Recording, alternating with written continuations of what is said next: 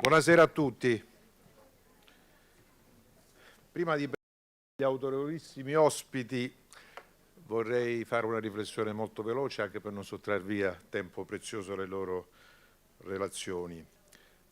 Nei giorni scorsi è celebrato l'800° anniversario della fondazione dell'Università di Padova.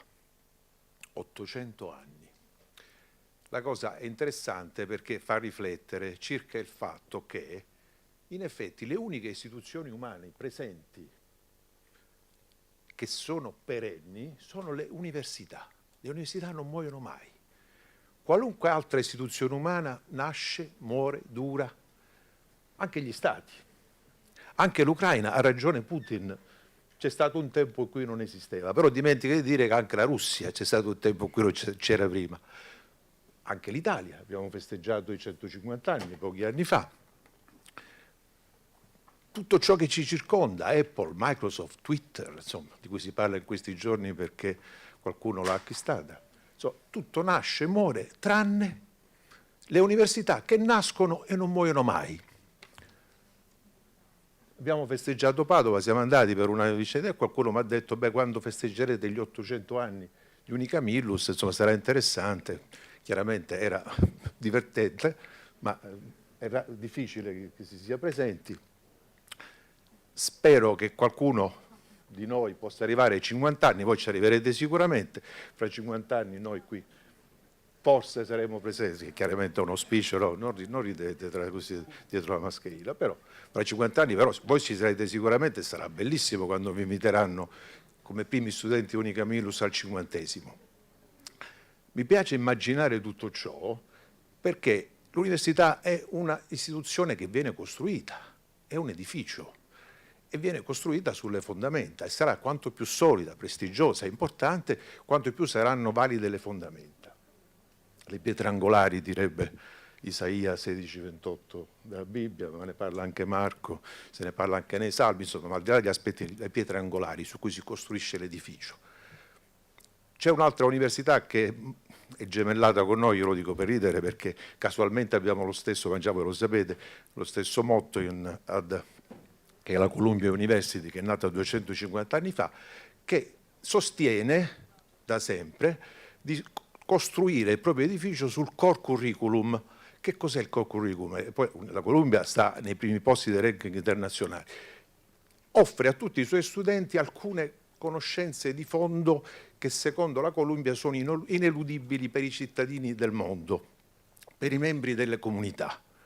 Infatti, se andate alla Columbia e studiate economia, scienze, medicina, ingegneria, al primo anno vi faranno fare letteratura, filosofia, arte. I vostri genitori si chiederanno pure, ma come, costa parecchio la Columbia, eccetera. Questi mi fanno studiare storia dell'arte, mio figlio che deve fare medicina o economia. Poi però si renderanno conto che è utile.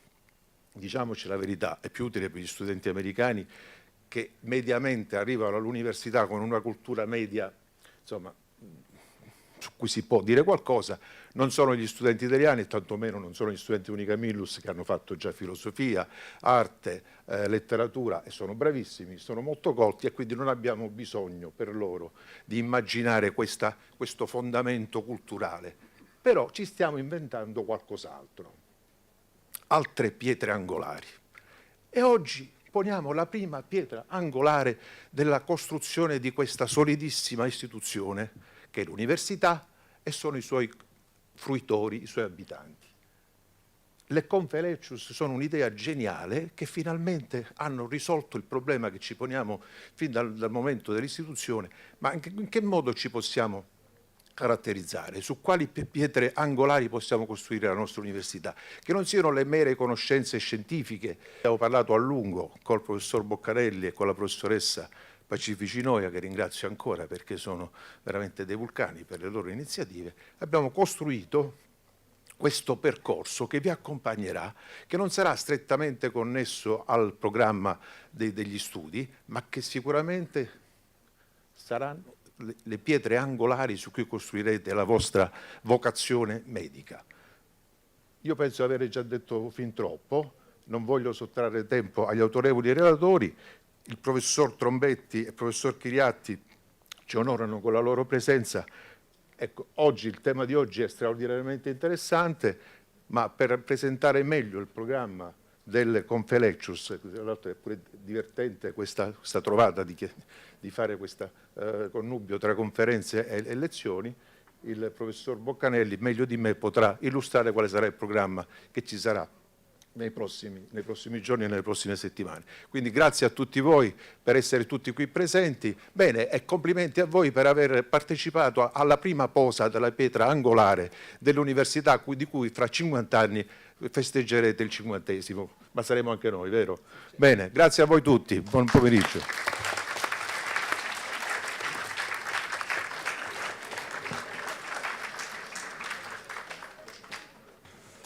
Well, the official language will be, unfortunately, English, but we are quite free to speak whatever we like, okay? So, what is a Confelectures? The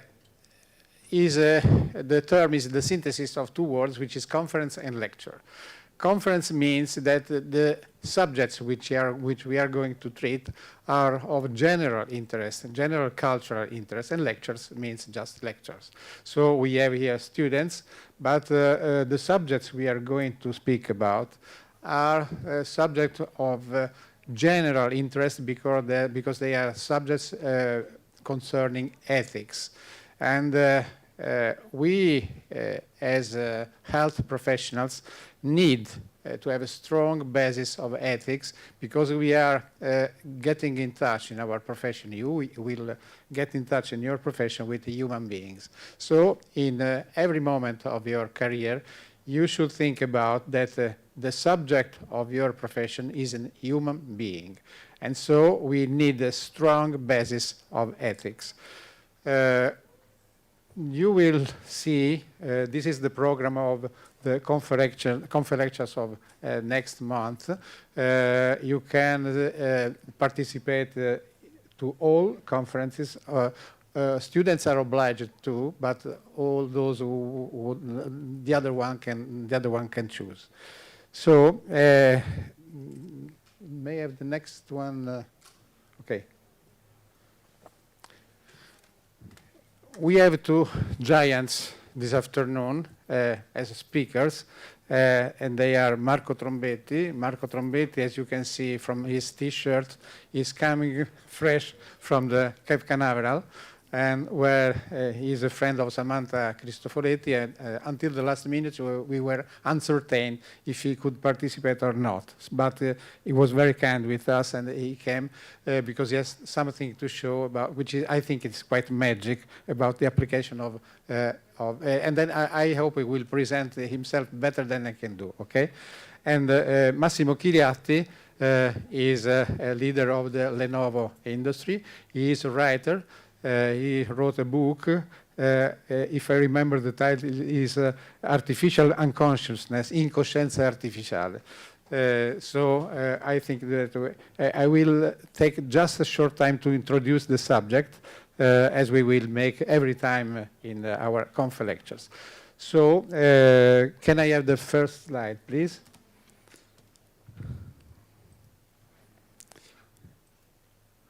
Full screen, if possible. Okay.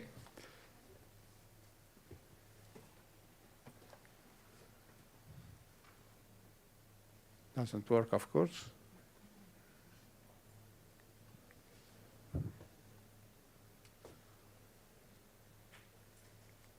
Okay.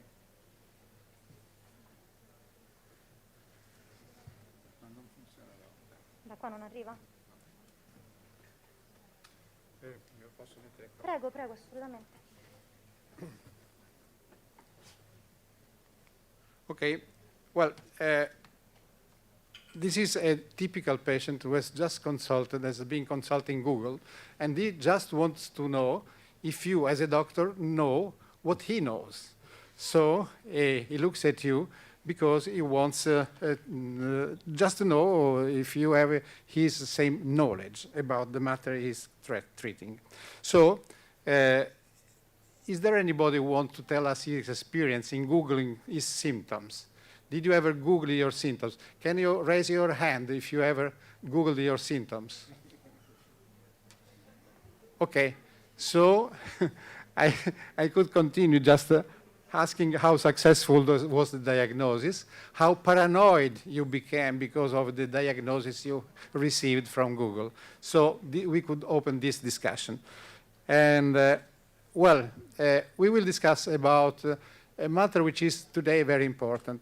For me, in my generation, digital meant just a drug, digitalis. Now digital, you are native digitals, so you will have a complete different vision of the medicine. But I don't think, I think this will be the conclusion of this meeting, of this afternoon, that artificial intelligence will not substitute future doctors, but future doctors who are not able to use artificial intelligence will be substituted from doctors who know what artificial intelligence is and how to use it.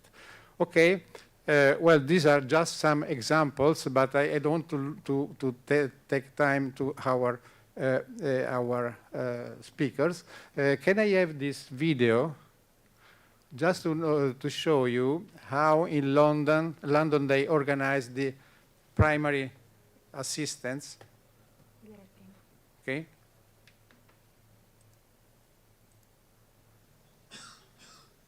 This is the Babylon Health. Long waiting times and see a doctor right away? With Babylon, you can do just that. To get started, download the Babylon app. Once you're all signed up, you get 24/7 access to specialists and GPs right from your phone. The best part is appointments are usually available within 2 hours. Oh, and to make things easier, you can get your prescription sent to a pharmacy of your choice or delivered to your doorstep so you can grab your medication whenever you like. You can use Babylon for most health concerns, including questions about COVID-19, managing asthma or diabetes, contraception, colds and flu. You can also check your symptoms and understand what to do next. Track your mood and physical activity regularly like this. And find out how healthy you are, right from your phone. Simple, right? Say goodbye to long waiting times. No more cheesy hold music. Avoid taking time off from work. To get started, simply download the Babylon app. Get 24/7 care whenever you need it with Babylon. Okay, so this is an application. They use it in the region of London. And instead of having a real doctor, you just have your app, you tell the diagnosis, and then an artificial intelligence gives you some advice on what to do with your health status. And you can receive home drugs and so on. Well, you can understand that this may be the object of some criticism, so we can discuss about that. This is just an application. Okay, can I have the next slide? No, l'altro video non lo facciamo vedere. Okay. Well, in our everyday professional life, we use a lot of artificial intelligence already in medicine. This is just a heart meter. This is a robot for every kind of operation, from prostate to heart. And a defibrillator who understands if you are really in ventricular fibrillation or not, and he decides if discharge or not. And we have remote surgery. You can operate on patients who are in the other countries. And we can try to resume pros and cons of using artificial intelligence, but we will discuss it after having heard our guests. So the tasks are, artificial intelligence that assists us in monotonous tasks. He can preserve our clinical records and so on. So the pros are automatic repetitive tasks, reduce non-care burden, unlocking useful data. And let's have a look at what happens with artificial intelligence to its extreme consequences. Can we have this video, please?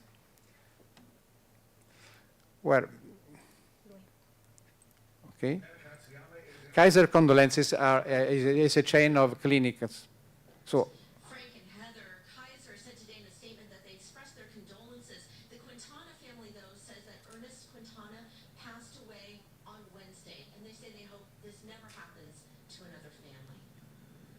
When Ernest Quintana went into Kaiser Medical Center's emergency department in Fremont Sunday, his wife of 58 years, his son, his daughter Catherine, and granddaughter Annalicia all worried about the 79. well, they received the news of the death of their grandfather from a robot.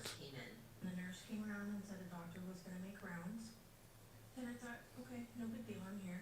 But shortly after, a robot arrived in the room with a doctor who appeared on a video screen. Annalicia took this cell phone video so she could show her mother and grandmother the test results. When I started the video, I didn't realize that all of this was going to unfold. Over the robot's video screen, she says she and her grandfather learned that Mr. Quintana's lungs were failing and he did not have long to live. You know, I don't know if he's gonna get home. Annalicia says that heartbreaking news hurt even more, delivered through a machine. Devastated. I was going to lose my grandfather. Well, okay. So you see that this is an extreme application of artificial intelligence. She did that and Can was we go delivered on? that way. It should have been a human being come in. Her mother, Catherine, says the family is also upset because Ernest Quintana had trouble hearing the doctor Next. through the robot speaker, forcing Annalicia to relay the terrible news. Ok. Okay. So, I will just stop here because I want that you listen to our guest because I don't want to lose any more time with my speeches. The first one to speak is Marco Trombetti, and I ask him to introduce himself because he can do much better than it because he makes such a lot of lovely things that maybe I make some gaffes.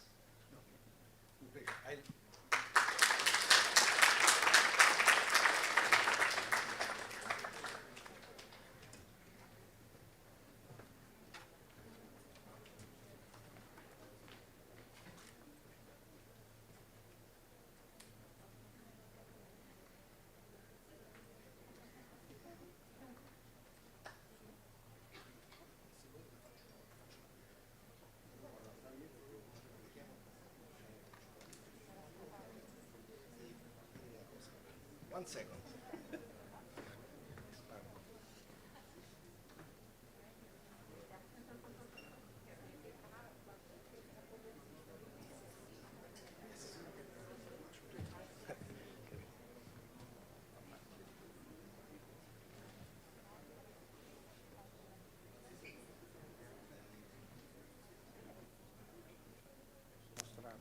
Oh, I show it in a second. It's part of the pitch. Hello everyone. Super happy to be here. I've been here a couple times doing this lecture, but this year I was able to add. So every year, artificial intelligence changed so much that basically I'm able to add new things to show, and that's is very interesting. So. What we have today, instead of going deep and listing you all the application in medicine of artificial intelligence, that I think is quite boring, I would like to give you an introduction to artificial intelligence and show you some practical applications. Those practical applications that when I saw those, I got inspired and I decided to work more on artificial intelligence. So we'll try to look more at the tools that we have. And I think that in your career, your studies, I think you will get ideas from those and maybe will help you applying artificial intelligence in new ways, okay? And so let's start from my background and why you should trust me when I talk about artificial intelligence. So the first company I founded actually was almost at your age. So I was 22 years old, and I came back from studying astrophysics in Grenoble, in south of France, and I met a girl that became my wife, and she was a linguist, I was an astrophysics, and so we decided that the best thing we could do is create a new translation company, okay? And was the first internet-based translation company with humans translator. But since the very beginning, we started using artificial intelligence, not trying to replace humans, think about Google Translate, for example, but rather creating a tool that is symbiotic with the human that helps the professional translator being more creative, and so that he gets translations faster and better. And so we're working on this project for about 22 years, and we're still working on it. And so we basically saw the origin of artificial intelligence 22 years ago. It was not very cool, nobody was talking about. But through this model of symbiosis between humans and machine, Translated became probably the most successful internet translation company in the world. For example, if you know Airbnb, every single piece of content that you find in Airbnb in 62 languages is done by Translated. There is 1,200 linguists that are translating the apps, the marketing, the emails you receive. So if you find errors, it's our fault.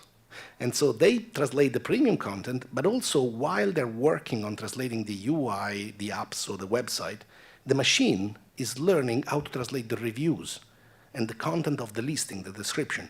Because those content will take 300,000 man-years to translate. No human will ever have the time to translate all this material. And so this basically is machine trained by humans that support the humans. So this is really how we started.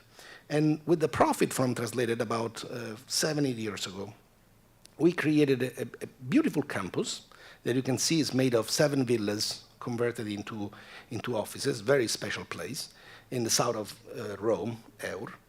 And we created a venture fund. We saw that we could apply artificial intelligence to language translation and work it very well for us.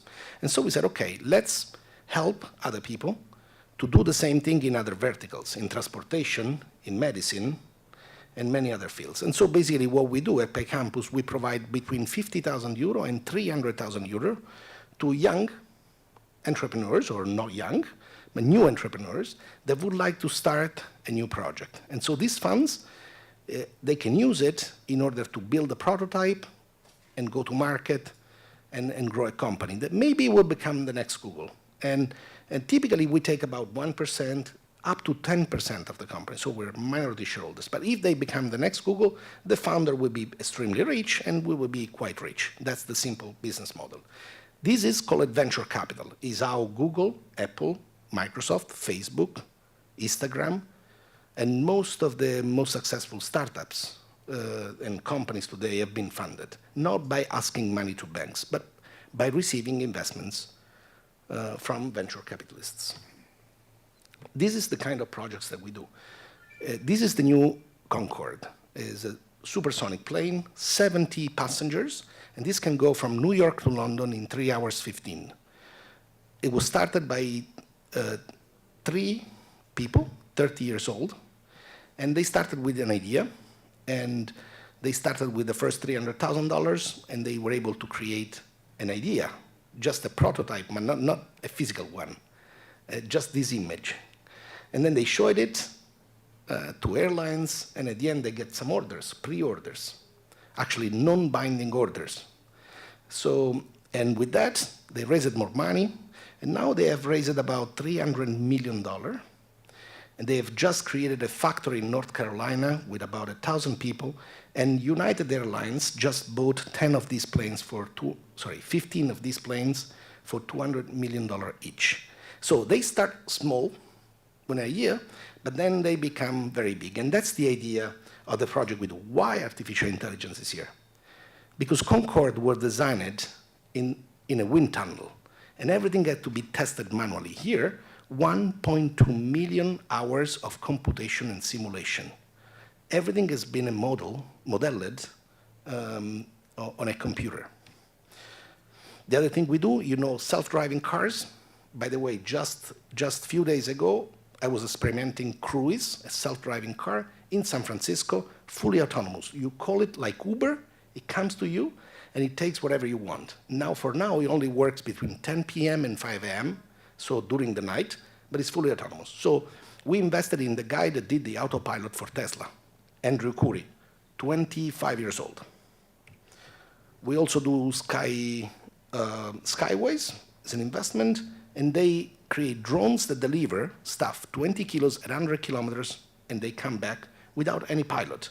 So they can deliver you stuff. And that's the most fun thing. It's KiwiBot. It's a robot. Hopefully it loads. If it doesn't, I'll just describe it. So it's a small robot that takes food from a restaurant and delivers it home. And it drives on the sidewalk in a fully autonomous way. The best, I'll show you in a second, sometimes you see a robot if I do like this. So let me see, no, it's not loading. So the idea of KiwiBot is simple. Is that it's fully autonomous that deliver food at your home. And the smartest thing they have done is that they created a small face. You see in front of it, you see the eyes. And so those eyes convert into hearts when the robot has got a problem. They fall on the sidewalk, they fall, and so they start having hearts instead of eyes, and they emit a sound, and so the people go there and help. The interaction between humans and robots is extremely helpful, both to humans, but also to robots. So PyCampus, the venture fund we created, has invested in 56 startups, and those startups are now worth about $2 billion in total. Actually, 2.5, because Boom just increased the value.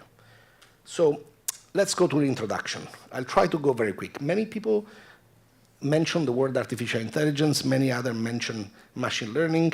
It thinks that they're interchangeable, they're not. Artificial intelligence is the process, the computer system able to perform tasks normally requiring human intelligence. So it's the what you want to do. Machine learning is the process that the machine used to learn, okay? And so I start with a brief history. People think that artificial intelligence is something recent. It's not. When Alan Turing invented the computer, the first thing he wrote down was about artificial intelligence. He was thinking about building a new brain. So artificial intelligence actually started with the computer. There was many projects. Warren Weaver was the first one in 1949 to think about translation. Alan Turing also, but Warren Weaver actually made the first program to translate between English and Russian. And then there was many people started predicting very quickly that this will surpass humans. And so even in the 50s and then in the 60s, Herbert Simon, for example, was saying in 20 years, the machine will do whatever a human can do now. And that's more than 50 years, and still we're not there. And it was this, even Elon Musk recently said, okay, 2030, 2040, maybe 2060, but we're coming. So actually, since the 50s, people have been estimating that AI will surpass humans in about 5-10 years every time, and this never happened. So I'll not make a prediction, also for me. And so there was the catharsis. So people saying, okay, this will never work. This is called the winter of artificial intelligence. And so from the 65, 70, people started believing that there was no way to replicate human intelligence. And so nobody cared about AI. And that lasted until these people, including the last one, Yann LeCun, which is the current director of artificial intelligence at Facebook, they signed the paper saying that maybe neural network at one point will become good enough. And in fact, they did. This was dated in 95, but in fact, now the AI that I will show you in a second is all uses the technology called neural networks. And so this is coming back. 95 was the pioneers. This really started in 2005, 2010. So, and what people are looking for is something called a general artificial intelligence, so trying to replicate the human brain. And to do this, you really need more capacity than the human brain in terms of computation. You also need more data than a human sees in all its life. And also you need machines that are able to learn better than humans from data. And these three tasks, we're very far from achieving those right now. And I want to give you some idea. So that's really the number of neurons per species, okay? So you see a jellyfish, 1,000, okay? And you get to the human where you have 10 at 11. So let's say about 100 billion neurons. And you see the different species, how these evolve. So where we are today with current artificial intelligence is the brain of a mouse. 71 million artificial neurons, that's the size of a brain of a mouse. Most of the models that we use today, that is the capacity. There is though a big difference, is that our brain, 100 billion neurons, is not evolving a lot. And computation, by something called the Moore law, is actually doubling every 18 months. So what we can do today with artificial intelligence is very simple tasks. Something that you take many internships, and they can actually, you can take a task that has got the cognitive effort of about 5 seconds. So you say you take a task that takes 5 seconds, that's what the machine can do. If a human is thinking for 10, 20, 30 seconds, that's already a much bigger computational capacity that we have today, and we cannot try to solve those kind of problems. So wherever you find a problem that takes 5 seconds, probably the machine of today can help you in solving it.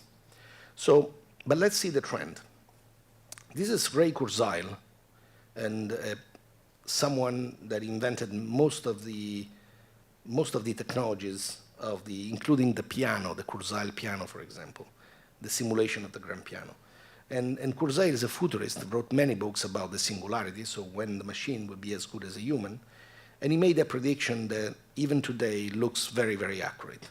And so if you see, that's the evolution of computation over time. And then you have the brain of a mouse, where we kind of now. And then we have the brain of a human.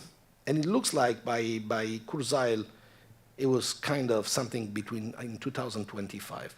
So actually what is called the Moore law stopped, so this path slowed down in recent years, but then accelerated again with a technology called GPUs. It's the one they use for gaming, became basically the chips for artificial intelligence. And so it looks like that we will eat, so your computer in your desktop today will eat the capacity of a human brain in around 2035. If we continue with this growth that we had since the 1950, your desktop computer at home in 2035 will have the capacity of your brain. This is kind of unstoppable. So it's all about when. But when these things are happening, some other things are also happening, is that it's harder and harder to explain how the machine works. The bigger the capacity of a machine is, harder is to try to explain how the machine came to a certain conclusion. If I talk to another human, I interact with the human because I know how the person will respond to certain stimulus. I don't really understand how every single neuron in the brain of Professor Boccanelli is actually going. No, but I cannot predict those, but I can only predict the interaction that I have. So we, between humans, we have a very simple way of interacting. We don't try to understand the brains of other people. Same thing for machines. It's getting harder and harder to predict why a machine did something. And that's scary, if you want. So let's go to the examples of AI. So I want to give you some class of problems. So one, very simple, is called a classification. So you teach a machine how to classify different things. You give pictures and they classify. And you can do text classification. You provide resume of people. This is exactly a view of what happened when it translated, the translation company, we review the resume of translators. We read the resume, and we know that given certain words in the curriculum, there is a certain probability that that person would be a good translator or a bad translator. This is called random forest, and is one approach, one of the very simple, easy approach in how AI started to do classification of text. So basically, you take an email, you decide if it is spam or not spam. That was the first application of classification in AI that you all use it, the spam filter. So this is a more fun one. Some of these are muffins, some other are dogs.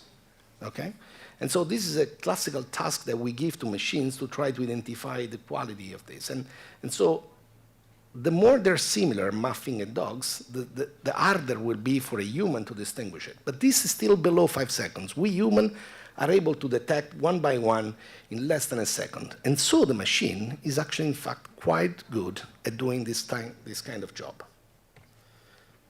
There is a competition called ImageNet, that basically where the best scientists in the world compete to do this kind of classifications. And they do classify flowers, yes, muffins and dogs, and things and similar. And so this is what happened. Sorry, I didn't have the time to update the recent one, but that's what happened. So in 2010, the error rate for classification was 28%. So 28% of the time the machine was wrong. And in 2015, we are at 3.6%. If you take a human and you ask him to do classification on those data, it makes 5% error. So 5 times out of 100 is wrong. The machine now is wrong at 3.6%. This is what we call superhuman, is when the machine, on a very specific task, is starting performing better than a human. Is not able to think, is a very specific task, but it can do better than a human. The calculator do the calculation better than us. It's kind of obvious. But when you talk about images, this is more complex. You can do identify person, imagine self-driving cars, same thing. Identify what's the road, what the people. But also, why not reading from the lips what people are saying? And just from the movement of lips, you can actually detect what people are saying. And so if you have a camera and you're zooming very far, even if you don't hear the person, actually, you can know what he's saying. Classification is one example. Now I want to give you the more fun part, which is the generation. So one other application, the generation, the most obvious thing is translation. Okay, call it conditional generation. You give a sentence and you ask the machine to generate the sentence in the other language. But there is also other kind of generation, pictures. Actually, these two people do not exist. This has been completely randomly generated by a machine. And if you want to try this person does not exist.com. You go there, you refresh, and it will generate pictures, photos of pictures that never existed. On videos, you can do funny things. You can take zebra and you can take the pattern and apply it to a horse. I'll go quick because I want to show you. This is called a generative pre-trained transformer. Is done by a company called OpenAI, and that recently released, a few years ago, released the model, and then last year they released something called a GPT-3, the third version of this generative model. And so this is a text generative model. So you give an input, and the machine will continue the story. And so obviously, because Professor Boccanelli asked me to come, I used always him as an example. So tell a story about Professor Boccanelli, who is an estimated cardiologist. During a lecture, late at night, something incredible happened. And that's the starting. And I asked the machine to continue. So if you want to invent a story, I'm sorry if the story is sad, but it's actually what the machine said, okay? And there is a good ending. During a lecture, late night, Professor Boccanelli suddenly had an heart attack. Luckily, one of his students was trained medic and was able to quickly revive him. This incident was a wake-up call for Professor, and he decided to change his lifestyle to be healthier. This was completely generated by the machine. How is it possible that the machine is able to do this? It basically is taking the full web, reading everything you can find on the web, and starting to understand life, starting to understand what actually we say as human. And so, because I said Professor Boccanelli, estimated cardiologist, he made up a story that absolutely makes sense. When will happen? It's not at that point yet. But we can ask. This is text generation. and you can play. I think there is still a website called talktotransformer.com that allows you to play with this. Otherwise, openai.com, and you go there and you can have access to GPT-3. I want to give you another sample. So if we can generate audio, if you can generate text, can we also generate audio? So can we give a text to a machine and ask the machine to read the text? So what we did, we took Harry Potter, about 100 hours of Harry Potter audiobook, where we have the text and we have the audio. And we asked the machine to learn how Francesco Pannofino, Boris, the series, is talking. Okay? Francesco Pannofino is also the voice of George Clooney, for example, or Denzel Washington. And so we trained the machine just having the Harry Potter book, nothing else, the text and the audio. And we asked the machine to generate something for us. I provided a text, and the model of Francesco Pannofino read it. Un caro saluto a tutti voi studenti e al professor Boccanelli. Sono Francesco Pannofino, la voce italiana di George Clooney. A dire il vero, sono un'intelligenza artificiale che ha imparato a parlare come lui e miglioro ogni anno. Okay? That was an example. And so we can generate text. But what if we combine models? And so the way you can build a general artificial intelligence, one way is to combine multiple things. So what if we combine speech recognition, the fact that the machine understands what I'm saying, a translation system, and also text generation, audio generation that we see in there. And so if this works, I will show you. So this is a video that originally was in English. So the machine took the video, transcribed the video, translated the video, and then generated the voice in Italian. Viva la scuola, abbasso la scuola. Scuola buona, scuola cattiva. Lo scaffale di libri sulla scuola è affollatissimo, è pieno di punti di vista contraddittori.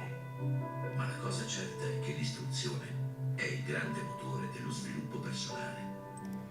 Okay, this is a combination of multiple models. And so yes, we have tools, classification, generation, but also we can combine them together. I want to show you one extra layer, and I'm happy to show this to you because this was released, actually it's not been released yet, but I received the demo 3 days ago by the person that actually produced this. This is called a DALL-E 2. It's a model that generates images starting from a text. So I asked the machine to generate a painting, an oil painting of crazy medical doctors, making experiment with a computer. I'm thinking what you're doing after this lecture, okay? Tac.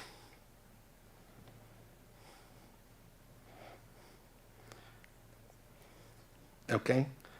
And now, let's start to do this. I was trying to think about Professor Boccanelli, and I said, okay, I want to generate a picture of something that looks like Professor Boccanelli. So I started a photo of a medical doctor, and I said, generate. And the machine obviously generated random pictures. And by the way, this has got less bias, I think, than what many of humans has, because there is women, men, but also someone from Asia, okay? And obviously, he's taking this very random picture. And so I said, no, but this does not look like Professor Boccanelli. So I probably need to add something. And so I said, a male medical doctor. Boom. These people do not exist. The machine actually generated those.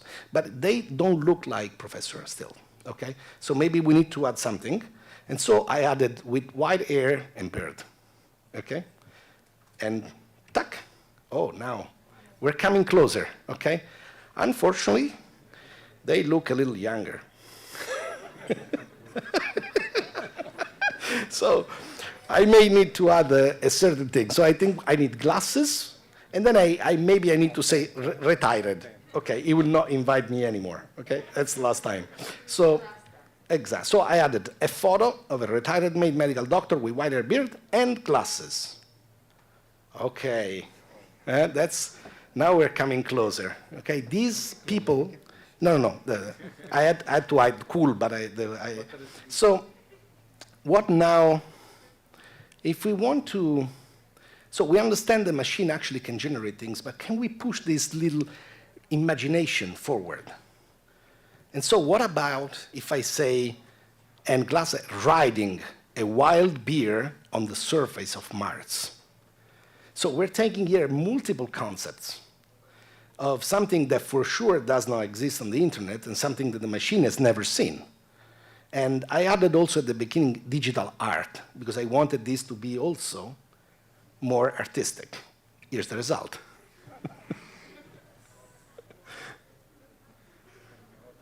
Okay? So all these things is to inspire you, to understand that AI is a tool, and most of the application of AI in medicine, surely, are not yet discovered yet. And this is evolving very quickly. So just a few examples in medicine. So one, how these things have been applied in the past, Cambridge Cancer Genomics. You take 15,000 cases where you have the DNA of a tumor cell, the chemotherapy that was used, and if the results were positive or negative. And you train a model that basically predict, giving the DNA of a tumor cell, what is the best chemotherapy for that disease.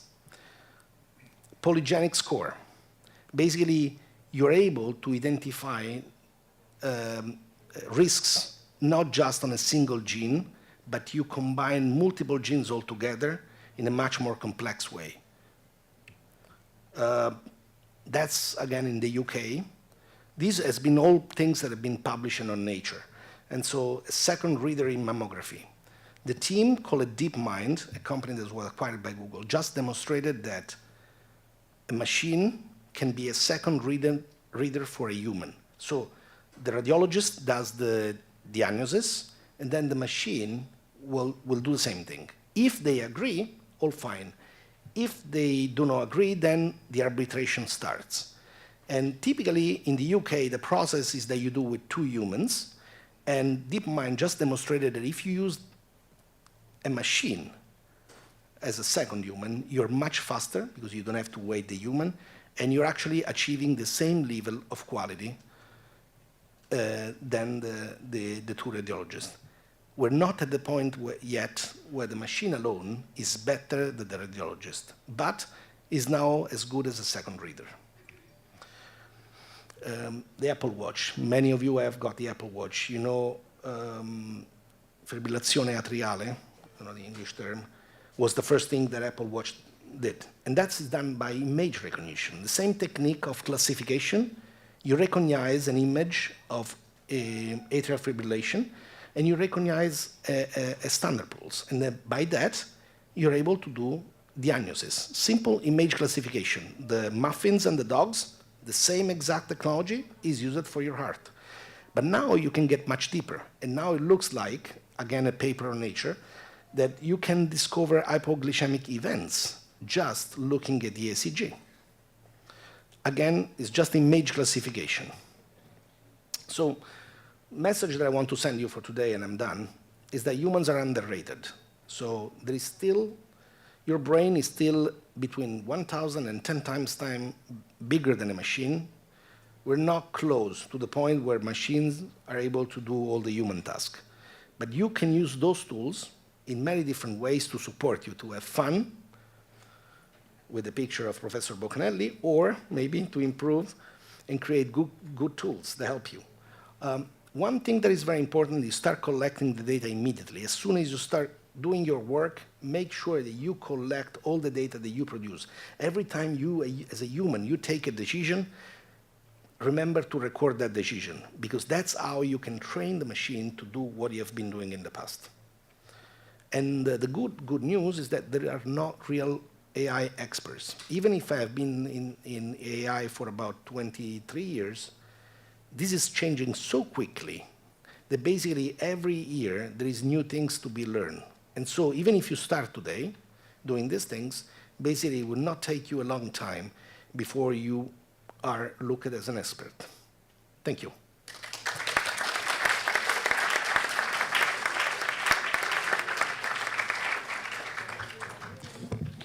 Thank you very much, Marco, although we had some problems. Okay. Is there anybody who wants to discuss this speech from Marco Trombetti? Well, Marco, these people are 20 years old, okay? So in 5 years, they will be medical doctors or other health professionals. Which is the scenario you imagine of, for example, of a neurologist in using artificial intelligence in 5 years? In which sense they will be careful to avoid to be substituted from artificial intelligence and use it as a tool? I think the biggest way you will be substituted is a good one, is that as soon as you have a machine that does the work for you, you can do checks on your patients on a 24-hour basis. So as of today, you meet your patients, you do an analysis, and then you come with a diagnosis that basically is coming just from few interaction. What we can do in 5 years for sure is continuous recording of patient data, and then an AI that does the monitor of this data. And then so when you meet the patient, you come with a background of much more information. And probably the model will have done some prediction also and present you a list of options, and you can contribute to this option as saying to the machine what is the right thing, and your contribution will train again the machine to learn from you and follow you, and continuously improving the process until basically there is this symbiosis, the same thing that happened for us in translation, symbiosis between you and the machine. It becomes really your new hammer. And so that's, I think, is the most important thing, is continuous monitoring. Shall they still listen to the heart? Sometime. Sometime, yeah. They should. Sometimes, okay. They can hear the recording.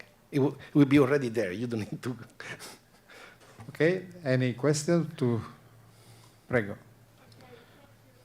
Take away the mask so we can. Can you speak to the microphone because we are people home listening to us.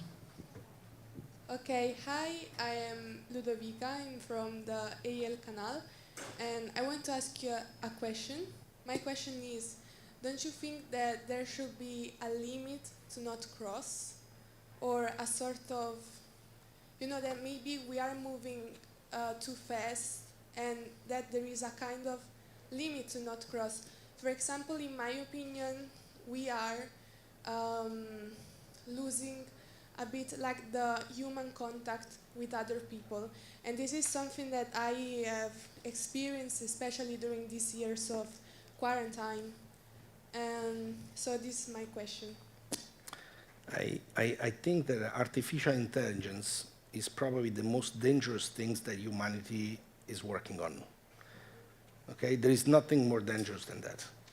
Having said that, I think that in the past, history has demonstrated that every innovation created a world that was better for the people.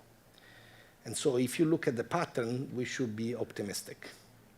I have a lot of fears, but my fears are not connected to the tools that you will build for your profession, because I think you will control them and manage. I'm very worried about mainly two things. One, autonomous weapons, and so the fact that we can create machines that can kill other people in war without having a human to decide. And this is already happening, drones. And we banned chemical weapons.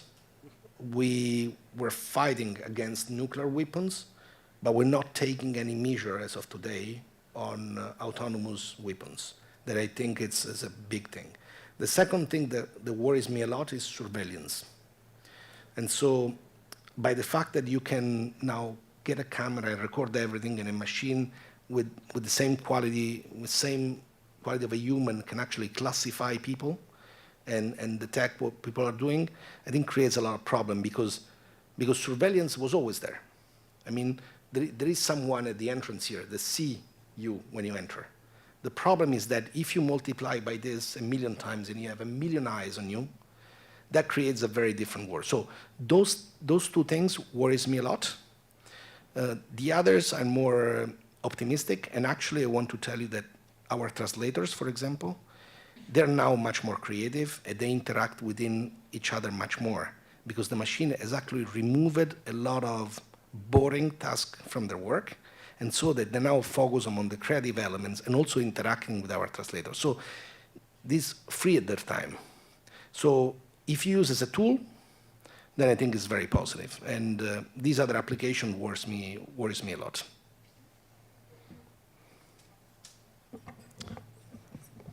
Prego. 1, 2. Professor Klinger.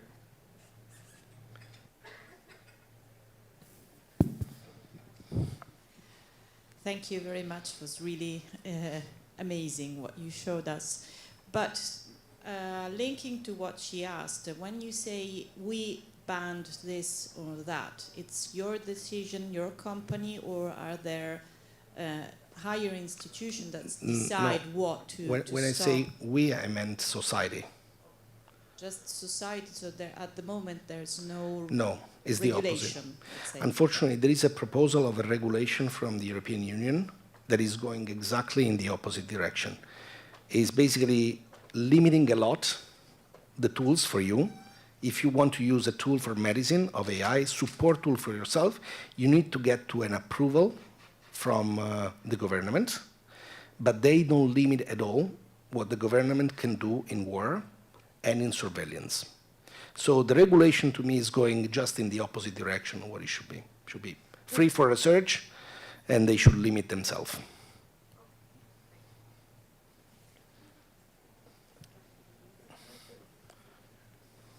Oh, tu, scusa. Ti sento pure da qui. Facciamo a lui poi. So it's something that I also asked to the professor of general hygiene. But so like it's with artificial intelligence we have like strong statistical correlations, right? But they like sometimes they're not supported by biological evidence or like scientific evidence. For example, I was reading about this article on PubMed about photonics applied to cardiology, right? And this physicist invented a laser that can like detect heart sounds, S1, S2, but he does not know how, like from a physical point of view, he only sees the statistical correlations between diseases and the sounds. So like maybe like it's okay in other disciplines, but like how can we trust this kind of artificial intelligence devices in medicine if we do not have like the scientific background, but only like strong statistical correlations? It's a very, very good point, and I will answer saying it's very similar on the way you trust your colleague. So you don't understand how the neurons are going in through his brain or her brain, but you know overall how the person is interacting with you. So if you give an input, what the output is expected. So as we get into more complex models, our capacity of understanding it becomes less, and so I think we should just interact with the model and then comes to conclusion. And so if the conclusions after many studies show a positive result, then simply trust it. And I know it's very hard to say this word, but it is exactly what you do with your life partner. You trust it, or him. It's as AI progresses to singularity, explainability will be always less possible. Well, as a doctor, when we speak to a patient, we speak about probability. Okay, maybe you have a myocardial infarction. Maybe and the percentage of my knowledge, percentage is from 80 to 95%. Well, do you think that this span between probability and certainty can be filled from artificial intelligence, in which measure? And when have I, as a doctor, interrupt this kind of speech between the patient and artificial intelligence? I'm not sure it's very different from what the human does and what the machine does. So the concept is the probability, okay? Yeah. Probability. Medicine is probability. Humans will do it as a probability, and machines are doing in the same way. It's just that the human brain is 10,000 times bigger. So the quality of our estimations very often is very high. But there are some things that we humans are not able to do. Multiplying, if you have a very complex disease that has got many symptoms, typically the human brain is not able to multiply the probability of each symptoms to calculate the disease. So we go through simpler patterns, and that's why we do an exam, and then we discard certain things, and then we go. This is not the optimal path. It's a slow path, but fit how the human brain works, and give us great results. So machine can approach this in different ways, and but still, I mean, the size of a brain of a machine is still quite small. Okay. Okay, shall we go to, okay. Because she has been question. waiting Okay. a lot. And then Massimo, you talk there. Questions, then we pass to Professor Chiriatti. Yeah. Also, if you think about a description, something, after the lecture, then we will generate the image. So if you think about one thing, and leave, please stop with Professor Boccanelli. Okay, thank you. Hi. So my question is a little bit more free. No. Hello, my name is... First lesson.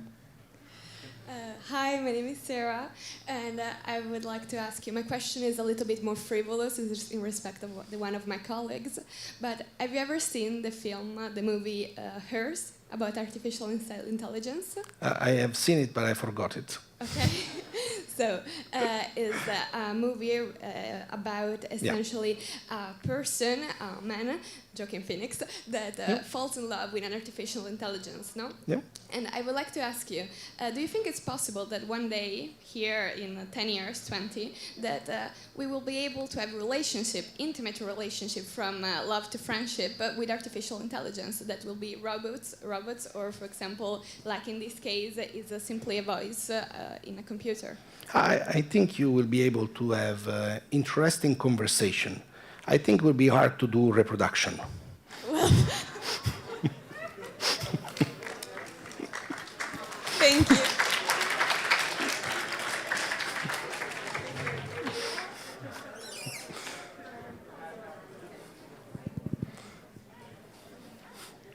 Hi, hello.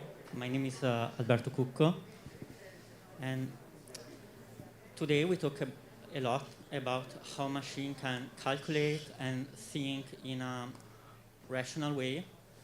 But when we communicate, I think that something really important is also our feeling that we have also in the language, for instance. Because I noticed in one of the videos, the video about the school, that the language was perfect. There was a problem in the rhythm when she was reading, okay?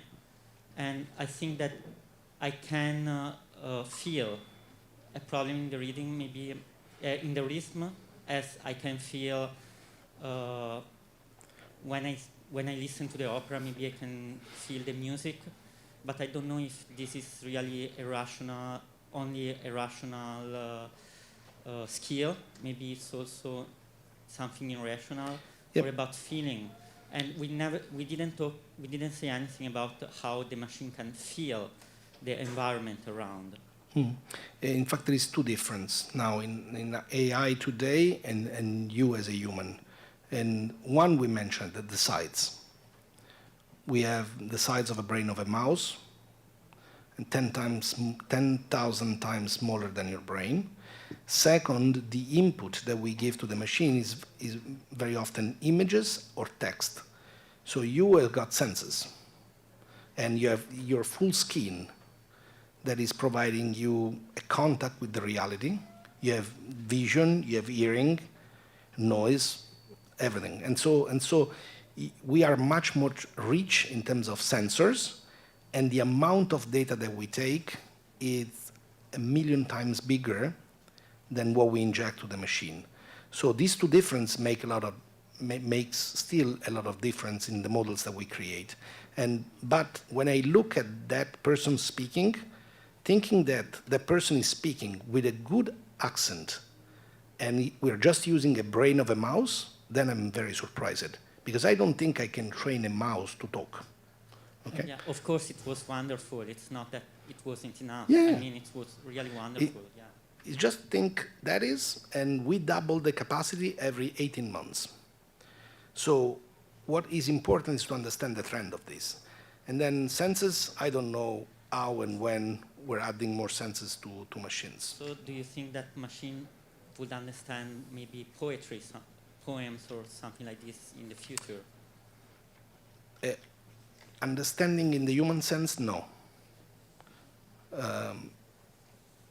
Understanding in the statistical sense, and you ask the machine to generate a poetry, I think at one point we're able to generate poetry that looks very real.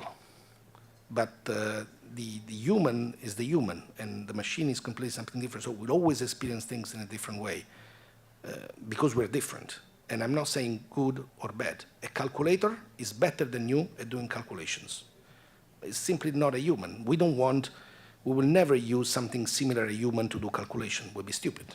So it's totally different purposes. Thank you.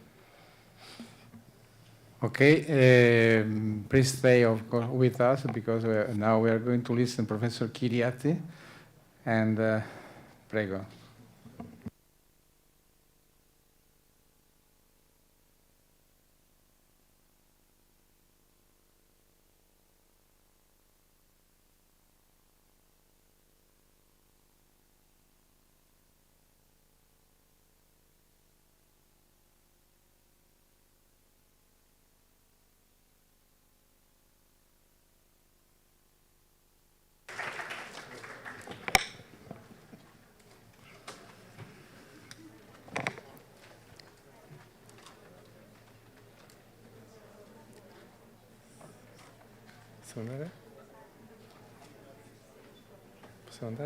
Possiamo andare?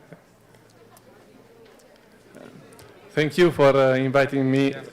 Thank you for inviting me. I'm very happy to stay here, and I would like to say that I respect your ears and your mind for this reason. Believe me, it's better that I talk in Italian. Okay, just a few words. The less important chart is this, in Italian. Tendenzialmente lavoro da molti anni, cerco di studiare, e quando uno poi lavora e studia, qualche volta pubblica qualcosa o insegna. Così impara ancora di più. Per cui ci sono alcuni riferimenti, ma davvero poco importanti. Quello che è più importante per me è, perché alla fine abbiamo poco tempo, cercherò di essere breve, così abbiamo anche delle domande, sperabilmente.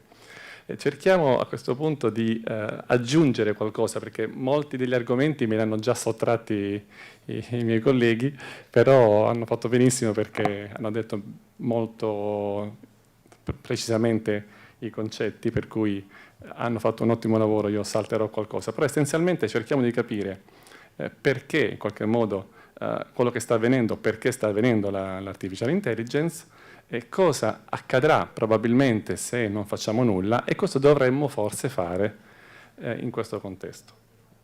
Allora, parto subito con un argomento molto vicino. Il bugiardino, per l'inglese è un instruction set, un sort of instruction set.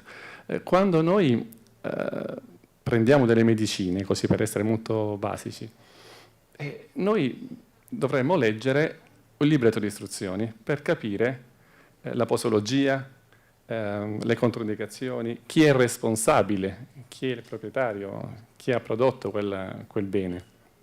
In realtà noi oggi assumiamo molti algoritmi. Quando noi abbiamo in mano il nostro telefonino, abbiamo tanti algoritmi che ci danno delle indicazioni, o comunque noi ne prendiamo tanti, ma dov'è il bugiardino degli algoritmi? Non ne abbiamo. Ecco, questo secondo me è un modo per iniziare a comprendere e avvicinare il mondo della medicina e al mondo dell'artificial intelligence. E un po' discuteremo intorno a questo concetto. Qui soltanto una chart che mi è sembrata molto precisa, perché su un paper di Nature c'era scritto effettivamente su questa infografica tutti i device in qualche modo che erano stati tipi di medicina approvati, e hanno visto anche che tipo di classificazione possiamo avere. Per esempio vedete che c'è molta radiologia che ha avuto un input consistente da parte dell'artificial intelligence, e magari la parte di oftalmologia un po' meno. Quindi vuol dire che la visualizzazione, le immagini, comunque c'è qui il link molto importante, secondo me anche abbastanza recente. Andiamo un po' al punto. Ha spiegato benissimo Marco Trombetti sul discorso di cos'è l'intelligenza artificiale. Io qui aggiungo però quello che ha detto Giorgio Parisi, sapete, il premio Nobel alla fisica, e in qualche modo lui ha detto, ma insomma, vabbè, però abbiamo degli oggetti che ci aiutano a prendere decisioni. Questo è il punto, secondo me, focale. Noi dobbiamo scaricare alle macchine i lavori ripetitivi, i lavori pericolosi, i lavori noiosi, tutti quelli alienanti in qualche forma, e nessuno, secondo me, vorrebbe tornare indietro. Cioè, chi vuol fare oggi il lavoro che fa una macchina? Credo che non ci sia qualcuno che alzi la mano, meglio che lo faccia la macchina, che continui a farlo la macchina. Noi dobbiamo dedicarci ad altro, e qui voi che studiate medicina evidentemente avete tutte le possibilità del caso. E allora, per riepilogare un po' i punti fino adesso, perché parliamo oggi così tanto di intelligenza artificiale? A mio modo di vedere abbiamo 3 elementi che in questa chart vedete. Quindi i dati. Ne produciamo tantissimi, ogni volta che ci muoviamo, ogni volta che tocchiamo un telefonino o facciamo qualsiasi operazione in rete. Poi dovremmo anche parlare di dati sintetici, poi magari questo è un altro aspetto che magari può essere interessante, cioè i dati prodotti dalle macchine, non da noi.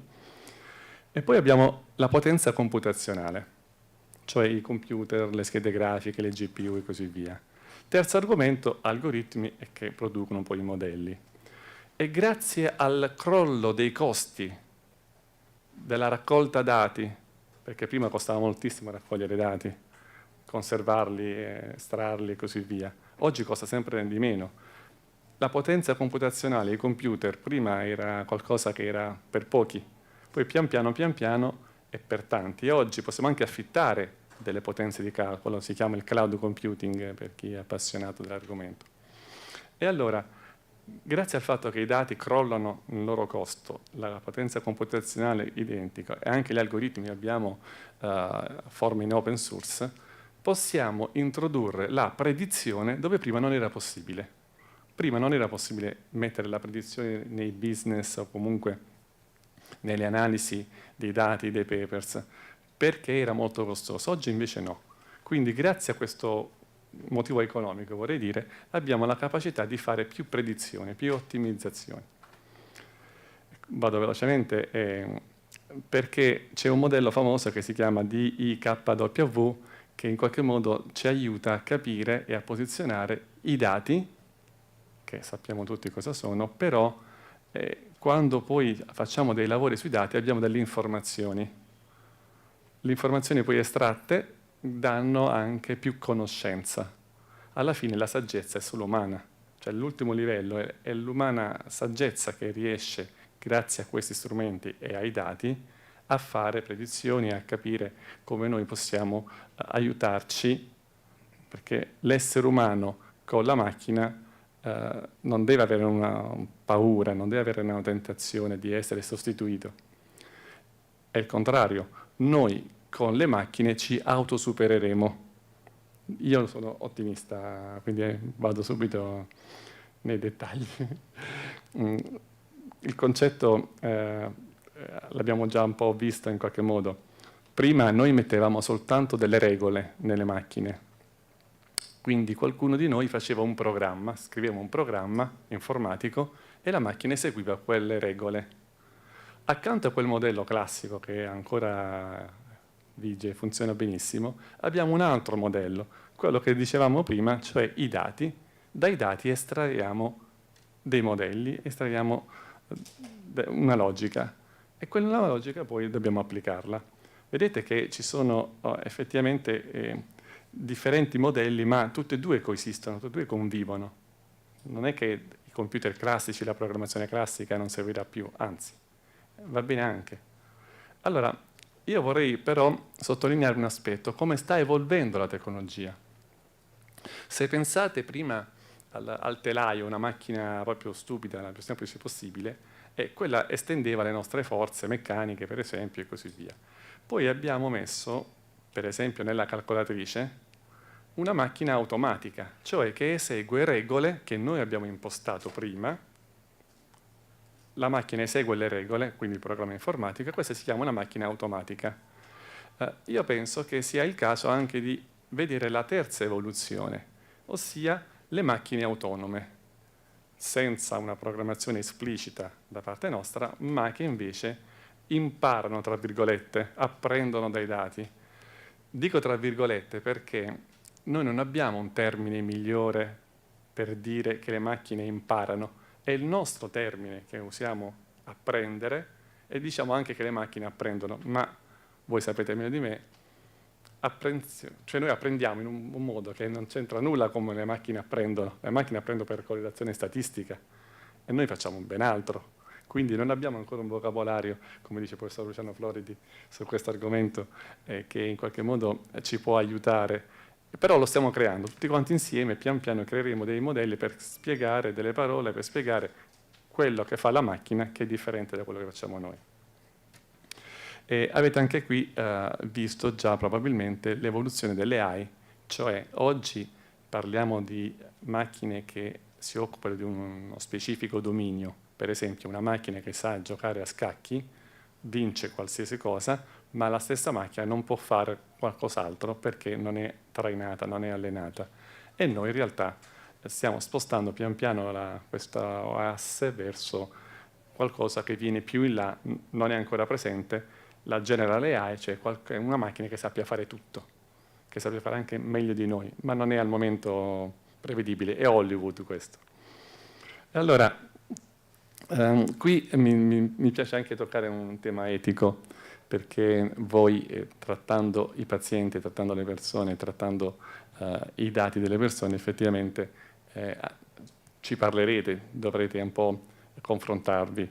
E attenzione, perché uno dei miei punti è che secondo me è un processo, questo non è un set fisso di regole, anche qui non c'è un libretto di istruzioni che qualcuno vi dirà cosa fare in ogni occasione che avete un tema etico su quello che fa la macchina, come fa la macchina, è qualcosa di ongoing. Stava dicendo il collega che ci sono tantissime regolamentazioni che stiamo mettendo in piedi. Però andando un po' velocemente, quando qualcuno tanti anni fa diceva io so di non sapere, no? Qui in realtà noi in qualche modo abbiamo bisogno di sapere i dati e i modelli che ci riguardano, perché noi cediamo dati alle piattaforme e non sappiamo nulla di come questi dati vengono elaborati. Quindi dovremmo anche qui sforzarci e capire tutti insieme come poter riappropriarci dei nostri dati. E anche la famosa caverna di Platone, dove pensiamo alle fake news che ci stanno presentando, effettivamente è una illusione che noi pensiamo sia vera, ma in realtà è difficilissimo, sempre più difficile, anche con le macchine che spiegava prima Marco Trombetti, quanto sarà difficile per noi discernere un viso umano e così via. Per cui, secondo me, migliaia di anni tornano davvero a essere molto utili a capire quello che può succedere. Un paio di punti velocissimi. Come decidiamo? Beh, allora, se mettiamo sulle ordinate lo sforzo che noi dobbiamo prendere ogni volta per decidere e sulle ascisse mettiamo il rischio etico, allora io penso che ci mettiamo tanto tempo a raggiungere il consenso. Se noi volessimo qui in questa stanza decidere qualcosa e vogliamo farlo per consenso, dobbiamo discutere molto, dobbiamo fare molto, però se raggiungiamo quel consenso il rischio poi di quello che possiamo combinare è abbastanza basso. Se invece non abbiamo tempo, non abbiamo voglia, perché noi vogliamo fare tutto ma abbiamo sempre meno tempo, allora in qualche modo diciamo vabbè votiamo, iniziamo ad andare sempre più nello spicciolo, noi diciamo votiamo, facciamo un po' più presto, però anche lì poi il voto non sappiamo cosa può uscire fuori, no? Sappiamo qualcosa di quello che può accadere nella politica. E allora possiamo fare una consultazione, ma per andare velocemente qualcuno potrebbe ordinarci qualcosa. E quando qualcuno ordina qualcosa effettivamente ci mette un attimo, ha il potere per farlo, noi eseguiamo, però il rischio poi può essere devastante in termini di non rispetto di quella regola, violenza e così via. Allora, il punto è, ma stiamo per caso arrivando ad avere una macchina, l'artificial intelligence, che decide per noi? Che lo fa velocemente? Posso fare Prego. Allora, il caso pratico, sempre per tornare all'applicazione di tutti i giorni. Heart Team, dobbiamo decidere se un paziente va operato oppure no, ha 85 anni, devo cambiargli o non cambiargli la valvola, devo prendere in considerazione. Allora si riunisce l'Heart Team, nell'Heart Team ci sta il cardiochirurgo, il capo, c'è l'infermiera, c'è l'anestesista, c'è magari anche il parente del paziente e poi il poveretto magari che vorrebbe essere coinvolto. Allora, nella più fortunata delle ipotesi si raggiunge il consenso, d'accordo? Oppure se proprio si va a litigare votiamo, oppure alla fine è il capo che dice non mi rompete le scatole, sono io che decido, questo va operato. Allora, noi abbiamo però in magazzino tanti dati, cioè le variabili che ci possono indurre a decidere in un senso o nell'altro sono tante. Abbiamo in magazzino però tanti dati sull'esito a condizioni pari o perlomeno simili. Quindi tutte le variabili ce le abbiamo in un'intelligenza artificiale. A quel punto possiamo dire non ci rompete le scatole, cioè, premiamo un bottone e ci dice lui che cosa dobbiamo fare? La mia posizione è che la macchina non dà una sentenza, non è un verdetto inappellabile, non deve mai avere l'ultima parola. Il mio punto è che noi dobbiamo farci suggerire dalla macchina se operare o meno in funzione della base statistica, perché noi decidiamo in modo diverso dalla macchina. La macchina è incosciente, non è intelligente. Qualsiasi macchina oggi è incosciente. Adesso qui magari sarà il caso di aggiungere qualche riga, se posso in un secondo descrivere perché la macchina è incosciente. Vado velocemente. C'è un professore che si chiama Daniel Kahneman che ha vinto il premio Nobel, è uno psicologo e ha vinto il premio Nobel in economia. E lui ha detto come decidiamo, ha studiato, ha fatto tantissimi studi e ha promosso un sistema dove noi abbiamo un sistema 1 nel nostro cervello, quindi un sistema rapido, intuitivo. Lo conoscete Daniel Kahneman?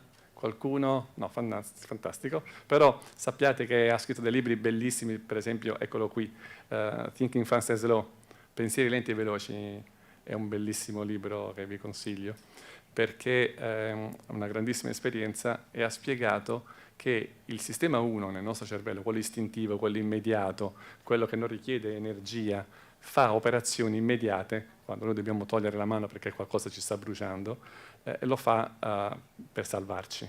Però abbiamo anche un sistema 2, un sistema più cognitivo, un sistema più riflessivo, un sistema che ci serve quando dobbiamo fare un calcolo complesso. Quando faccio 2 per 2 non ci penso al calcolo, dico 4. Ma se devo fare un calcolo più complesso devo rifletterci, se devo parcheggiare in uno spazio stretto devo rifletterci. Questa è la parte 2. L'1 e il 2 lavorano insieme contemporaneamente, noi non lo sappiamo, ma i nostri sistemi funzionano così. C'è una letteratura sconfinata su questo argomento. E qual è il punto? È che io promuovo il fatto che prima di arrivare al sistema 1 e 2 del nostro cervello abbiamo ormai una macchina che possiamo chiamare sistema 0, che dà in input al nostro cervello. Pensate quando voi vedete le mappe, seguite le mappe per strada, è lui che ci dà le informazioni. E ci fidiamo dell'oggetto per seguire una strada, ci fidiamo della macchina per operare o non operare. È un punto cruciale. Questa macchina non decide come decidiamo noi, ha soltanto correlazioni statistiche. Questa macchina, a parte che ha dei problemi di bias, intanto non ha coscienza. Noi abbiamo una coscienza, solo gli esseri umani hanno una coscienza. Noi abbiamo un corpo, vado velocemente così, noi abbiamo un corpo, noi facciamo esperienza con il nostro corpo, noi decidiamo anche con il nostro corpo, cioè tutto il sistema nervoso, quando sentiamo la pelle d'oca, quando abbiamo qualche problema intestinale, in qualche modo, è lì che decidiamo. Le macchine sono prive di un corpo, le macchine non comprendono la relazione causa-effetto. Quando dobbiamo decidere, noi studiamo la causa e l'effetto. La macchina non riesce a capire se è bagnato qui per terra, se è il tetto guasto, rotto, oppure qualcuno ha versato un bicchiere. Noi lo sappiamo. Non c'è nessuna matematica che nelle macchine spiega la relazione causa-effetto. È correlazione statistica. E allora, sono opachi, sono trasparenti, non hanno un corpo, non conoscono il contesto, non sanno perché stanno decidendo, non possono pentirsi della decisione. E allora che faccio? Mi fido a questa macchina al posto dell'intelligenza umana per avere avuto modo di parlare, di vedere il paziente negli occhi e decidere anche in funzione di questi aspetti che la macchina non può fare? Questi sono i temi. Io quindi la risposta vorrei la macchina che mi dia un suggerimento, ma la decisione ultima è del cardiochirurgo con il paziente. No, se mi consenti ritorno un attimo come richiamo alla prima lezione che abbiamo fatto sulla comunicazione medico-paziente, perché questa è l'occasione per poter ricordare l'importanza della medicina cosiddetta narrativa, ma è brutto il termine, cioè ogni paziente è diverso dall'altro e le decisioni possono essere prese soltanto se si usa il tempo per comunicare. Quindi mi fa molto piacere che i difetti della macchina, mi fa molto piacere che tu li abbia elencati, perché nessuno può decidere per noi e il contatto umano col paziente è fondamentale. Non ve lo dimenticate mai, ecco. Perdete, anzi non perdete, usate il vostro tempo, perché la comunicazione è tempo di cura. Scusami, mi hai dato un assist e non ho parlato. Fantastico, no? Perché la macchina vede la malattia, noi vediamo il paziente. No? Voi vedete, purtroppo non ho studiato medicina, però vorrei che quando incontro un medico, insomma, vorrei chiedere anche il perché ha deciso così. La macchina non sa spiegare il perché ha deciso. Perché la macchina non decide, la macchina calcola, siamo noi che decidiamo. È una differenza enorme. E poi sentire anche il tuo parere su questi aspetti. Assolutamente. Va bene, andiamo su un punto più, anche qui, specifico. Parliamo di autonomia. Spesso le macchine sono autonome, non perché leggono dei dati, non hanno le nostre regole, non hanno i nostri programmi. E che cos'è quindi questa autonomia? Possiamo dire che è un computer in ogni oggetto. Se mettiamo un computer in ogni oggetto che parla con gli altri, così diventa un oggetto autonomo. Avere un oggetto autonomo ci serve o non ci serve? Una macchina che autonomamente può decidere di fare qualche operazione, perché se poi noi leghiamo l'intenzione, il desiderio, sono cose differenti, all'azione, e poi abbiamo tutta una catena di operazioni algoritmiche a noi sconosciute. Potrebbe non farci bene o potrebbe farci bene, dipende da noi. Vado velocemente, anche perché ho pochi minuti, vero? Finisco subito. Sì, finisco subito però. Perché mi interessa chiaramente nel rapporto medico-paziente anche parlare di fiducia? Perché io oggi con il mio medico ho una relazione che si basa su, per l'appunto, aspetti di scienze sociali, economia, politica, filosofia. io mi fido di lui, mi prendo un rischio. Mi prendo un rischio perché lui potrebbe non fare quello che mi ha promesso di fare, potrebbe fare in modo diverso e così via. Io però alla fine scelgo, fino ad oggi ho scelto di avere a che fare con un mio medico per avere questo tipo di reazione one to one. Okay? Quando io in realtà metto tra me e lui una macchina, perché la macchina ha più dati, perché la macchina è più veloce, perché la macchina mi risponde immediatamente senza vedere magari lui è in riposo o così via. Che cosa sto creando? Sto fidandomi non di una persona ma di una macchina. Sto creando una sorta di gerarchizzazione tra gli esseri umani e una macchina al di sopra. Perché se quella macchina poi pian piano migliora, sbaglia sempre di meno, io mi fiderò sempre di più di quella macchina. E chiamiamola computational trust, cioè fiducia computazionale. E qui ci stiamo spostando dal dominio delle scienze sociali al dominio delle scienze naturali, quindi la matematica, la fisica, sapete questi mestieri. E allora io cosa faccio? Devo togliere la fiducia a lui e spostarla in quest'altro dominio? Non ne sono così convinto, perché di qui poi non si torna indietro. Perché qui togliamo la discrezionalità umana. È la macchina che ha deciso di operare, non il mio medico. E allora questi aspetti noi andremo a incontrarci ogni giorno sempre di più. C'è qualcosa che vuole aggiungere qui? Tanto. Vabbè, abbiamo già parlato di il discorso degli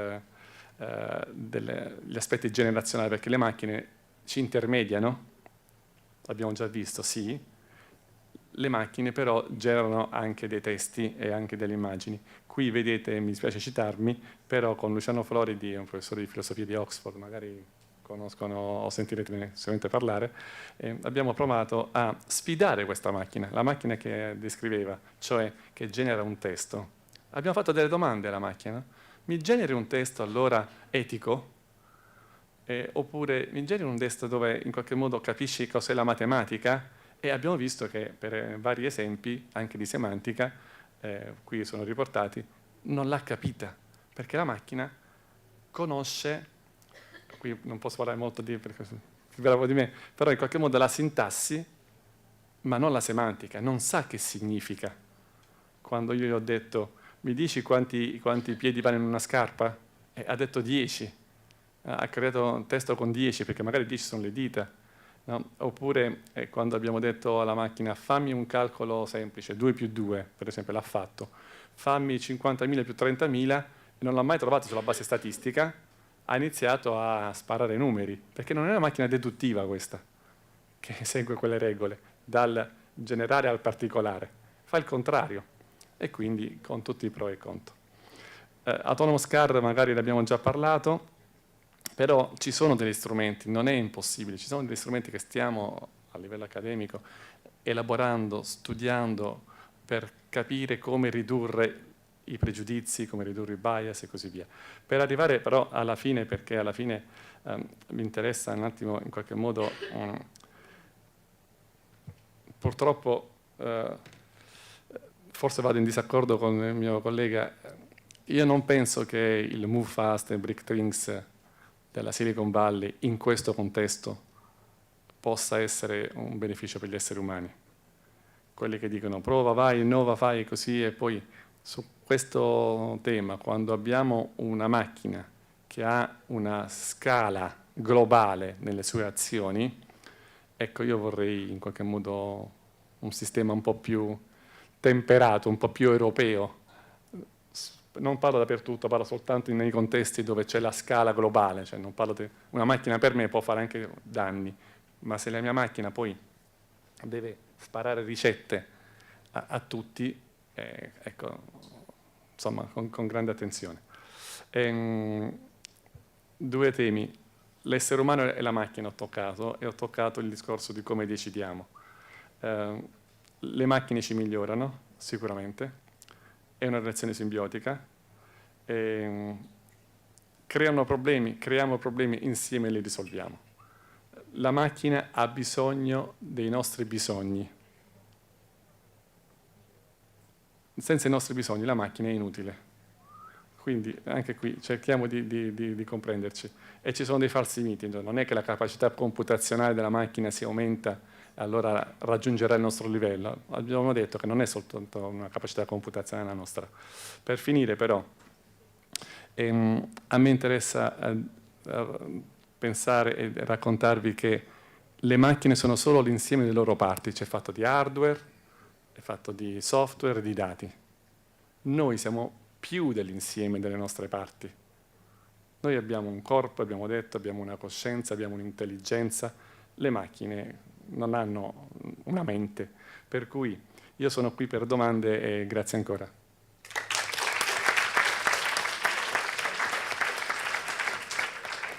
Però un piccolo commento sulla slow medicine and choosing wisely.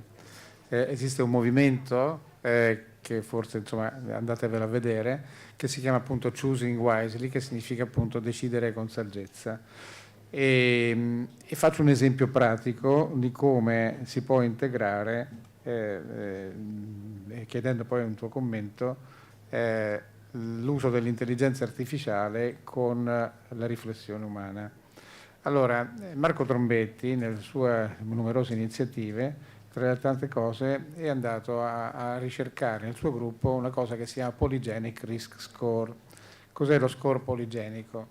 Esiste una banca UK Biobank, una banca biologica di 480.000 soggetti in Inghilterra, di cui si dispone del patrimonio genetico, una banca del sangue, e questi 480.000 soggetti sono stati seguiti per 10 anni e si è visto quante persone di queste andavano incontro ad infarto, d'accordo?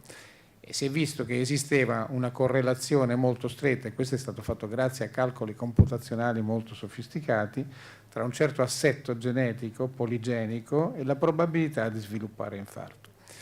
E questo cosa ha modificato? Ha modificato la nostra valutazione del rischio cardiovascolare. Noi così ottocentescamente ci serviamo di una cosa che si chiama il colesterolo, no? E allora se è più alto, però esiste la gran parte della popolazione ha un colesterolo che ha un valore intermedio. Decidere se trattare o non trattare una persona, che significa dare una pasticca per la vita, che è una decisione importante, può essere spostata da una parte o dall'altra se noi adesso abbiamo questo nuovo strumento che è il Polygenic Risk Score. Ma questo non toglie che su ciascun singolo paziente dobbiamo fare una riflessione. Non posso darti una pasticca e vai per la vita. Ecco, questo è uno dei modi con cui si può utilizzare un prodotto dell'intelligenza artificiale molto sofisticato come il Polygenic Risk Score, che di per sé non è capace di decidere, ma io posso decidere in base a chi ho di fronte. Cioè questo significa poi choosing wisely, significa esattamente questo. Per ogni paziente bisogna applicare, sì, si chiama slow medicine, insomma rifletteteci sopra ciascun paziente, ecco, questo è importante. Commenti per il professor Chiriatti?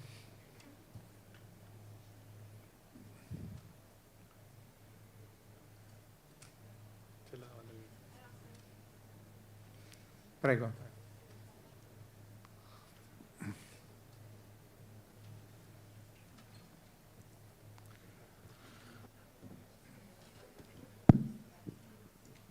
Salve, vado in italiano, va bene? Allora, al momento c'è già una grandissima differenza per quelli che chiamiamo i developing countries. E un giorno, questa è una domanda in realtà per entrambi, un giorno ovviamente le artificial intelligence saranno sicuramente più disponibili ai paesi europei o agli USA o ai paesi con relativamente più risorse. Come pensate che sarà la differenziazione tra i developing countries e i paesi relativamente moderni quando queste artificial intelligence diventeranno sempre più presenti nella nostra vita e sempre meno presenti nella loro? Bellissima domanda. Come ogni tecnologia potenzialmente crea delle diseguaglianze, non soltanto l'artificial intelligence. Però io ho una grande fiducia negli esseri umani che all'inizio creano diseguaglianze, perché io prenderò il potere con l'artificial intelligence e voglio distruggere tutto, no? Però poi pian piano i movimenti open source, i movimenti civili, credo che accademici soprattutto, e qui posso dirlo forte, perché io lavoro in un'impresa che è Lenovo, ho lavorato tanti anni in altre aziende informatiche e evidentemente l'attrazione che fanno le aziende verso i ricercatori è più forte dell'accademia, perché stipendi più alti, dirò cose che magari non sono corrette, però lo penso davvero, stipendi più alti, le grandi company hanno dati e hanno computer, come dicevo, gli elementi importanti, e anche alti salari. È evidente che se non si corregge questo tiro, io ho diseguaglianze prima di averle, come dice lei, nella società, ce l'ho già su chi produce, perché evidentemente poi le migliori intelligenze fanno per le company i servizi, non per l'accademia. Perché se lavorano per l'accademia io sono molto più tranquillo, perché lo scopo non è il profitto, ma lo scopo è la divulgazione scientifica. E quindi, per arrivare a quella sua richiesta, che io approvo e concordo, dobbiamo prima lavorare a livello di company e di stati che dovrebbero in qualche modo favorire i ricercatori, l'università, perché altrimenti c'è un drenaggio di quelle risorse che poi come conseguenza potrebbe creare quello che dice lei. Sei d'accordo? Sì, però integro e è proprio una bella domanda, però è complessa. Allora, rispondo in due modi. La prima cosa è che non è tanto che il problema è l'uso, il problema è che ci saranno alcuni produttori e alcuni consumatori. Qualcuno che realizzerà la tecnologia e che la vende a tutti gli altri. Quindi c'è un problema soprattutto di economia. E chi sarà il produttore e chi sarà il consumatore dipende principalmente dal talento e quindi dalla capacità dei paesi di trattenere il proprio talento, perché se il talento si muove tutto da una parte verrà prodotto lì e qualcuno dovrà comprarla.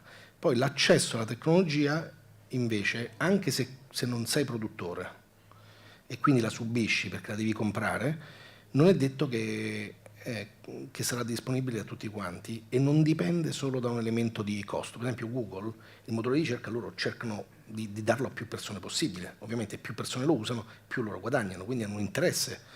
Però per esempio nell'intelligenza artificiale è complesso. Le macchine a guida autonoma, che a breve avranno, già ora, però diciamo nel futuro certamente avranno un tasso di incidente mostruosamente più basso del nostro, quindi ci aiuteranno a risparmiare un sacco di vite umane. In Europa la sperimentazione è bloccata, quindi la sperimentazione, la California dà le patenti a chi fa guida autonoma, qui in Europa nessuno lo sta facendo, quindi succederà che non solo non siamo produttori, ma anche non lo potremo utilizzare, non potremo beneficiare di questa tecnologia. Allo stesso modo penso sulla medicina sarà molto simile. Cina e Stati Uniti sono molto aggressivi e su quello dove io e Massimo c'era quella slide, no? Le due culture, di andare veloce. Gli Stati Uniti e la Cina stanno accelerando tantissimo e l'Europa invece sta rallentando dicendo siamo più conservativi, aspettiamo. È una scommessa, non sappiamo come andrà, sicuramente però il rallentamento ci porterà a essere noi consumatori più sicuri perché arriveranno solo le cose sicure da noi, però le subiremo ovviamente, quindi questo è un elemento. Invece sulla distribuzione della ricchezza ti parlo proprio di un esempio pratico che abbiamo in Translated. Quindi noi, intelligenza artificiale che suggerisce al traduttore, il traduttore corregge gli errori della macchina e la macchina apprende da quegli errori e si inseguono. In 10 anni, mediamente i nostri traduttori hanno aumentato il loro guadagno annuo del 7% anno su anno, con invece la crescita degli stipendi a livello europeo è 2%. Quindi si è creata un sacco di ricchezza. L'intelligenza artificiale ha portato ricchezza, il mercato è cresciuto, quindi tutti guadagnano di più, in media. La verità è che non è stata così. C'è una nostra traduttrice, Silvia, è passata da 35.000 euro l'anno a 115.000 euro l'anno di guadagni. E ci sono stati altri che da 35.000 sono andati a zero. Quindi complessivamente si è creato un mercato più grande e quindi guadagnano di più. La distribuzione della ricchezza è completamente cambiata. e quindi chi ha utilizzato le tecnologie le ha assorbite, ne ha beneficiato e è andato avanti. Chi invece è rimasto indietro ha perso completamente il treno. Quindi una responsabilità grande sociale che abbiamo è di non lasciare le persone indietro, e quindi questo si fa con education principalmente, cioè spiegando come funzionano questi sistemi, spiegando i benefici e spiegando i rischi. Bene, io avrei soltanto una diapositiva conclusiva nel ringraziarvi, che prego la regia di mandare, magari spegnendo la luce.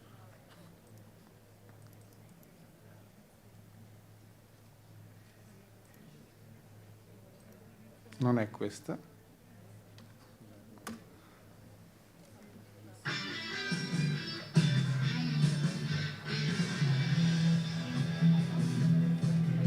One evening my father said, my son, I'm dying and soon I'll be gone. But before my final farewell, hear me and hear me well. Do whatever you want to do.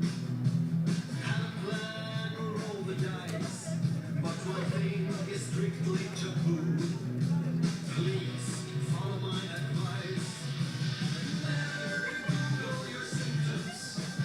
That is my only prescription.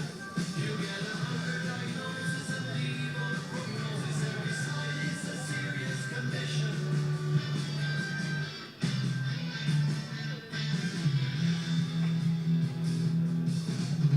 If you Google cough and diagnosis, you have got tuberculosis. And if you Google fever and red, you've got Ebola and soon will be dead. And if you Google I have a runny nose, it sees that your brain is leaking juice. And if you Google itch and prognosis, anaphylactic shock or psychosis, never Google your symptoms. Seldom it brings any wisdom. You want to discover, but you might uncover that you have an extra chromosome. So this is what I heard my father say, and then he closed his eyes and passed away. The autopsy report was very clear. Death from hypochondriac fear, which is custom when you Google your symptoms. Never Google your symptoms. The hit list is never awesome. Pain in your left arm, heart attack alarm. Do you feel a little weak? Yes, you got ALS. If you have a slight anemia, you got leukemia. Are you a little crazy? You got ADHD. So never ever Google your symptoms. Bene. Grazie infinite a Marco e a Massimo. Credo che abbiamo imparato qualche cosa veramente, e ognuno di noi uscirà con qualche ideuzza in più, che è la cosa che noi desideriamo che avvenga ogni volta che si esce da quest'aula. Quindi no, veramente grazie Massimo e Marco, e prego a voi di ringraziarli con un altro applauso.